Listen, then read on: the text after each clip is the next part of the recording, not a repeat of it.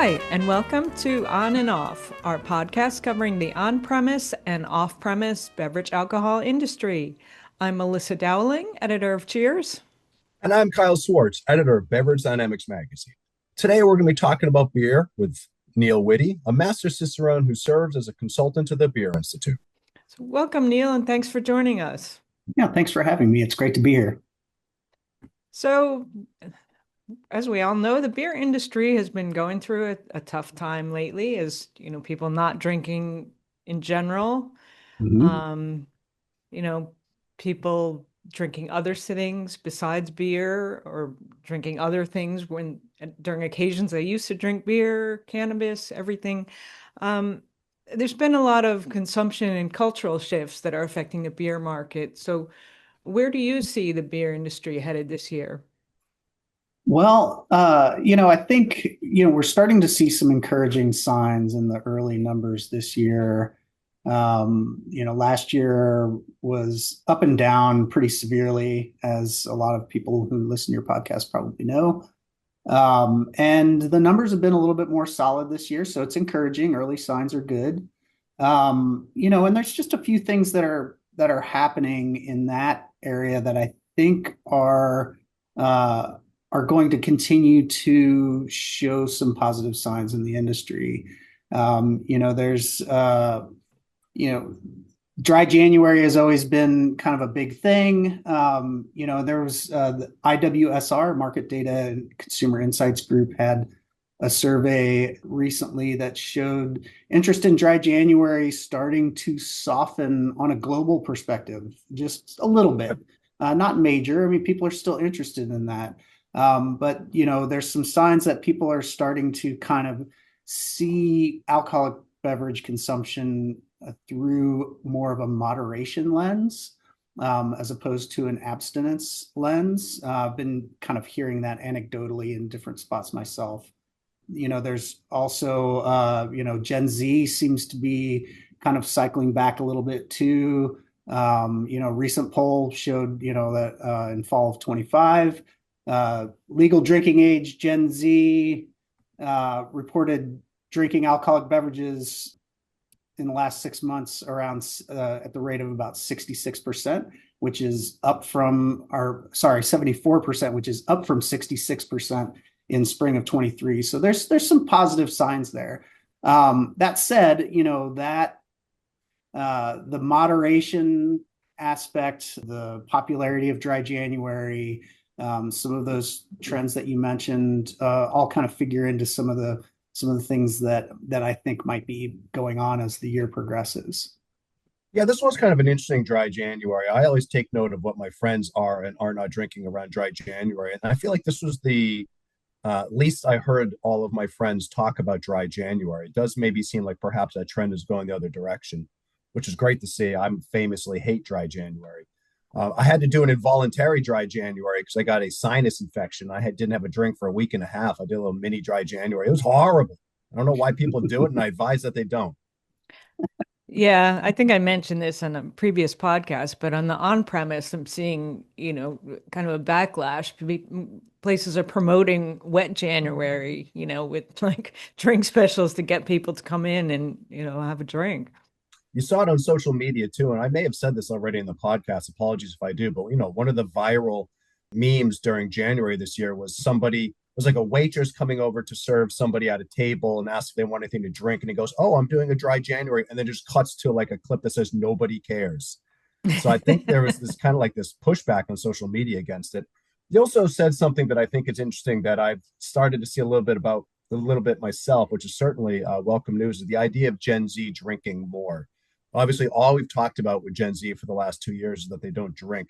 And then, yet, like you said, like the newest data coming out in alcohol shows that perhaps they are starting to drink. Do you have any idea why? I think it's hard to pin down to any one or two particular things. I think one of the things that I've noticed is that, Gen Z drinks differently.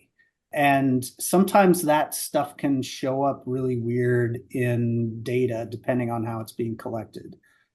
So, you see Gen Z drinking around a lot, as in like, drinking different things a lot, or cycling between drinking alcohol and maybe not drinking for a week or two, or uh, you know, consuming more THC beverages or something like that. So, they're incorporating more things into their recreational habits. And sometimes I think that can look funny in the data. I don't know if that's the only explanation, but I Yeah. think that's a part of what's going on there. I Yeah. definitely agree with you. I also wonder how much of it is just they're making more money now. They're advancing a little bit farther along in their careers. I've said this 1,000 times on the podcast already, so I apologize. But I always think that they're the generation that got pushed back the most professionally by COVID. It delayed them getting farther into their career and making more money. Now they're playing catch up. I'm sorry, Yeah. Melissa, you were going to say something? I was just going to say some of the data that I've seen. Gen Z does drink, but they drink on their terms, which it's all about earlier evenings. They go out a lot earlier. Some of that may be, a holdover from COVID. Mindful intelligence and casual imbibing. And this kind of leads into one of the trends that Neil, you had submitted for a big beverage trends article that's coming out in the spring, Beverage Dynamics, but about the smaller sizes for beer and smaller size bottles and cans. Can you talk a little bit about that? Well, yeah, that's it's something that's been around a little bit, for quite a while. Some of the first ones that come to mind are the Corona offering, the Coronita. Those are, that, and the Modelo also has the Modelito, the tiny bottles. They're about 7.5 ounce bottles. Um, We're seeing a little bit more of that now. New Belgium last year has had some success with their new packaging. They're calling them mini rippers. They're 7.5 ounce cans, and they come in, a larger pack. So, Sierra Nevada also has come out with a year-round Pilsner, which is in, I believe, 8.4 ounce cans, and they're in an 8 pack. And it fits into that same trend that we're talking about, where someone can drink a little bit more mindfully with that. Maybe they don't even want to have a full 12 ounce beer. So they're more likely to reach for that smaller package when they just want to have one small drink. And, so it kind of fits into that moderation mind frame, that kind of way of thinking where, I'm going to drink on my own terms, maybe, a little bit less, a little bit earlier in the day or something like that. And I've found myself, buying some of these smaller packages myself and consuming them in that same way. It might be a like an early evening, maybe while I'm making dinner during the week. I'm not necessarily going to be drinking a whole lot of beer on a weeknight, but I do enjoy having a beer for sure. And sometimes that smaller one just seems to fit the bill. Yeah. Interesting. My aunt used to always have those little tiny cans of Budweiser, like in her spare fridge, and Yeah. it was really great in the summer, just because you always had a cold one, Yeah. Yeah. It's great. And High Life comes to mind as well. They've had Yeah. those little stubby bottles for years. And, those would come as like a little sidecar to another drink in some bars. There's a lot of opportunities for something like that to Another trend you mentioned was beer and flavor. flavor. Yeah, that's right. Excuse me. That's been something that has been a trend for a while, and I see that continuing. You know, and flavor. When I mentioned flavor, it's that it's in that kind of marketing sense when they're talking about alcoholic beverages, like a flavored seltzer or uh, you know some type of flavored beer that has some type of fruit flavor or fruit addition, a lime flavored hard seltzer or a mango flavored hard tea, something like that. That's largely it's turned into kind of a marketing term. And, beer brewers have noticed that these types of beverages have really gotten some traction in recent years. One in the list that I sent you guys, the example I used is Bush Light Apple, which Yeah, has been extremely popular, and that is a absolutely. great example of a brewer using flavor, so to speak, in beer. It's a flavored beer, has apple flavor. Last year they rolled out a lime flavored Bush Light for the summer. On the heels of the success of Bush Light Apple, which has been wildly successful. I think we're going to continue to see that trend of brewers doing stuff like that. But in a different sense of that, brewers have been doing this for a long time with hops. And the new generation of hops that have been bred over the past 10 years have been really fruit forward and have been bred to bring out a lot of tropical fruit flavors and a lot of citrus flavors where some of these IPAs that really feature these hop aromas and flavors are, some of them really taste like fruit juice or orange juice or and they're extremely fruit forward, and they don't have that actual fruit flavoring. It's literally just coming from the hops that are bred to have these aromas and flavors. And this is a trend that's been going on for quite a while with brewers, and I see this continuing. As more and more of these hops that have been developed and kind of in the development pipeline with these breeders, as they start to hit the market and brewers start to use them, we're going to see more and more of this. So Yeah, the I combination of those two things, I think, is something to look for in this coming year. It's going to continue from what's been happening already. totally agreed. I remember a press trip I took to Yakima pre-COVID where it was like, are there enough Citra hops in the world to meet the demand? Like, can we find more Citra hops? Um, Yeah, that was one hop variety that was really kind of, one of the early versions of that, where it really featured that kind of citrus forward yeah, flavor. And a lot of subsequent hop varieties, since Citra really exploded, have taken that even further.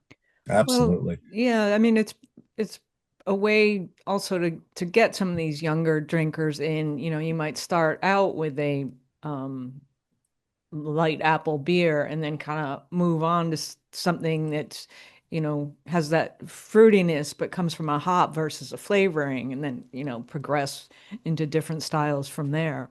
Absolutely. Yeah, they're kind of stepping stone beers. Great entry level for people who, maybe, haven't been beer drinkers or think they don't like beer or just simply don't like beer. They get into that. Maybe they realize well, maybe, maybe I do like beer. Maybe there is something about this that I like. And before they know it, they're drinking regular Bush Light without apple or lime flavor and moving on from there.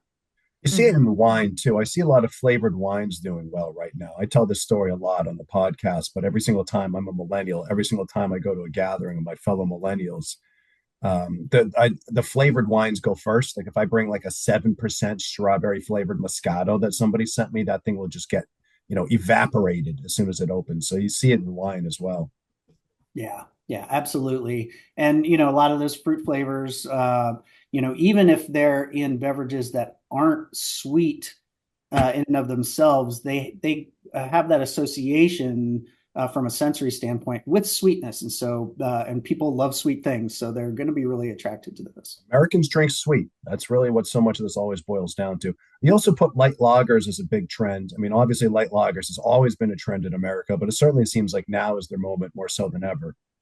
Yeah, that's true. And I've been seeing this on a lower level for, a couple of years now. And I think it's going to continue and we're seeing this with a lot of smaller brewers, especially Hmm. is, trending towards making more lager beer or light lager beer. Um, you know, I've been in beer for, just a couple years shy of 30 years now, and I got into it through craft beer. And the motto a long time ago was anything but big lager beer. That was kind of the Like drumbeat of Chardonnay. craft beer was like, no lager beer. And boy, everybody's kind of come around now to lager beer after a long time. And in my mind, it's a great trend. So I think we're seeing more and more of that, brewers expanding into what is obviously, the biggest segment of the beer drinking population as small brewers, are feeling the pinch like a lot of small businesses, a lot of brewers are, and they want to brew beer that people want to drink. I also think there's a real link here between this and what we were already talking about with the kind of moderation aspect, that beer is really it's the beverage of moderation. It's very easy to make a really great beer that is low to mid-range alcohol, and lager beer has long been that style that has been made in a low ABV. Yeah, So no, it's absolutely. right Totally in. agree. Totally agree with you again. Despite never shutting up about whiskey in this podcast, I am actually an enormous craft beer fan as well. And I do find myself drinking mostly craft lagers at this point, craft light lagers. And I see that as well along a lot with a lot of my craft beer friends as well. I don't know where you are in the country, but here in New England, we're going to Schilling in New Hampshire. We're looking at Jack's Abbey in Massachusetts, East Rocket, shout out to a New Haven brewery, and all they brew is lagers. And we're grabbing those light lagers, those craft light lagers, and yeah, that's the kind of beer you want to drink now. When you're like you said, it's lower ABV, and they still taste great. But yeah, I mean, it is like what is it like two steps up from above, like drinking a Budweiser? Maybe we don't tell ourselves that, but it's the truth. Yeah, I'm in Kansas City, Missouri. Hmm. We're in Anheuser-Busch's backyard, so to speak. Kansas City definitely has its own brewing identity, Boulevard Brewing Company Yeah, here. Lagers are a big part of what they're doing now. They've had a solid lager in their lineup for a long time. There's a few smaller brewers here, like Kansas City Beer Company and Alma Mater Brewing, who are making some fantastic lager beers that I would hold up against any lager beer out there. sure. I think of some of the on-premise trends. There's a little bar in St. Louis called Little Lager, which features just lager beer. Mm. And they've been doing fantastic. They've been open for 2 or 3 years now, and really doing a great job.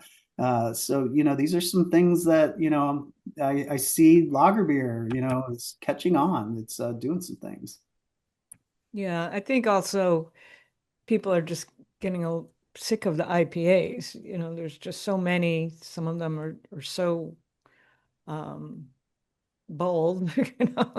It's I think our data shows that that's still like the most, I guess, requested beer when people go out, because I think they just think that's what you're supposed to have when you go to, a craft beer bar, go out. But I think other times for their own consumption, they probably are turning more to lagers. Yeah, IPAs are still huge. I don't think anybody's gonna knock them off that pedestal anytime soon, but they're not for everybody, like you say. Lager beer is just simply more accessible for, a new drinker, you know, uh, for that Gen Zer that is just turning 21. And they're probably more likely to be drinking a lager beer than a really bitter IPA. Yeah.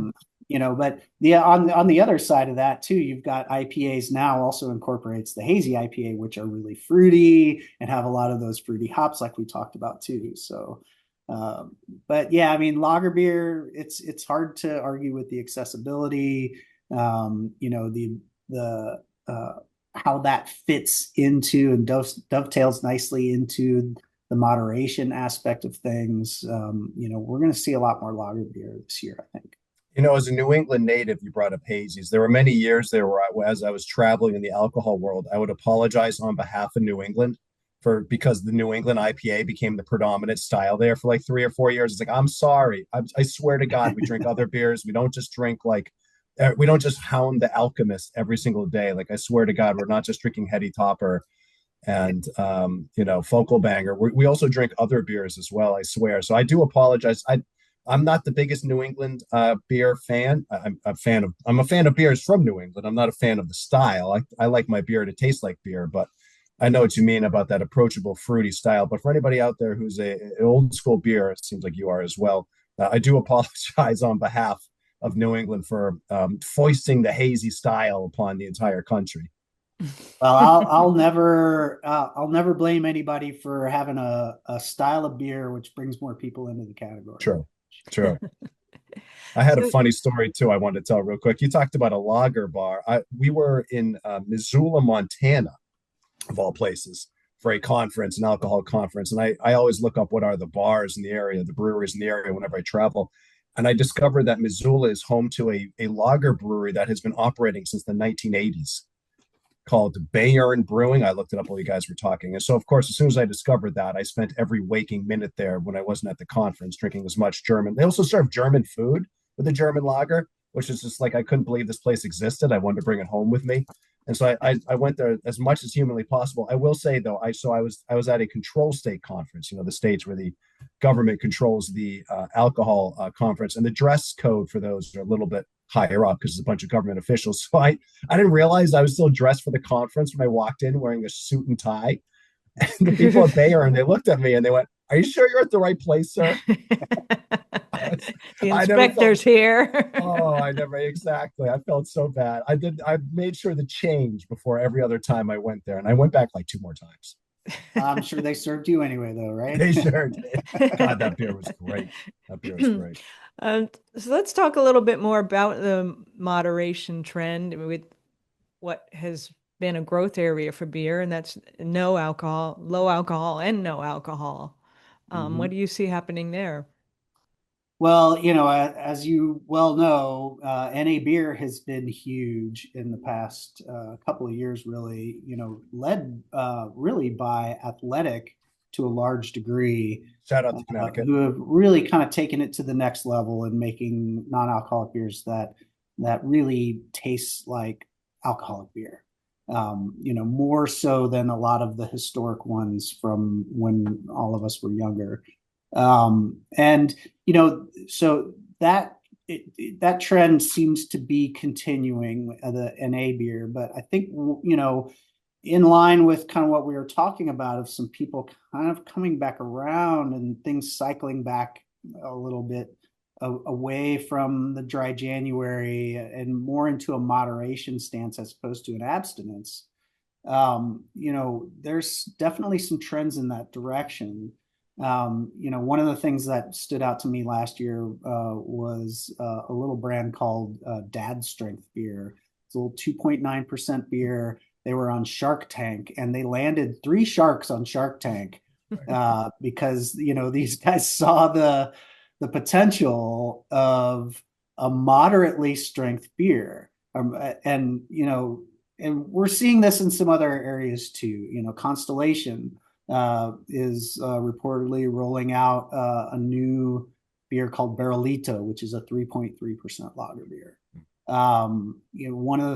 Another thing I've seen just kind of more in social media, and it popped up in my feed like several times in a very short period of time.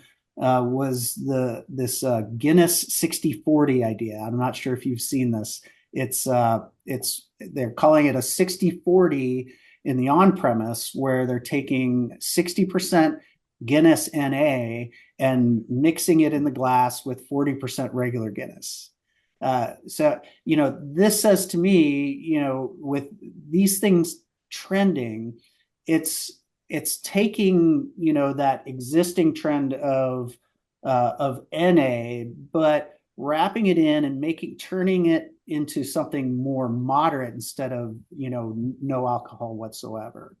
And again, I think beer is really kind of the perfect beverage for this moderation discussion because this Guinness 60/40, and I have yet to do it myself. This is something that I've just come across in the past few weeks, but from everything I'm hearing, it tastes just like a regular Guinness, and it is, satisfying to people in a way that just drinking a regular one would be in that situation. So, this, I think we're going to see more of these kind of low to mid-range alcoholic beverage offerings start to grow a little bit more, kind of riding this NA wave in a way, but in a more of a moderation sense, if that makes That's sense. fascinating. A fascinating evolution of the trend. I really appreciate you bringing that up. I had not heard about the 60/40 Guinness at all. And that actually gives me more hope that people are going to drink more again,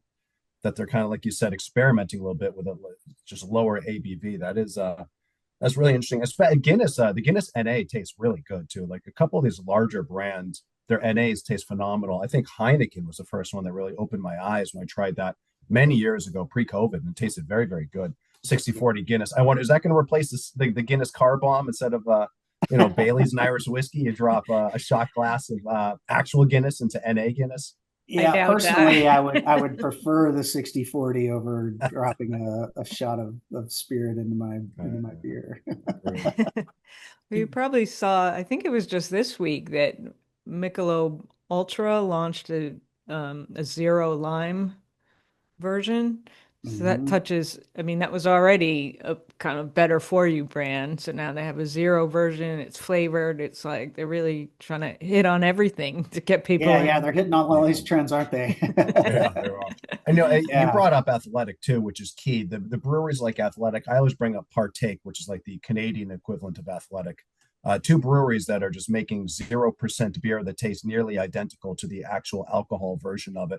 I mean, we cover Athletic a lot because they're in our home state of Connecticut. We covered them since they were a mail to consumer only company.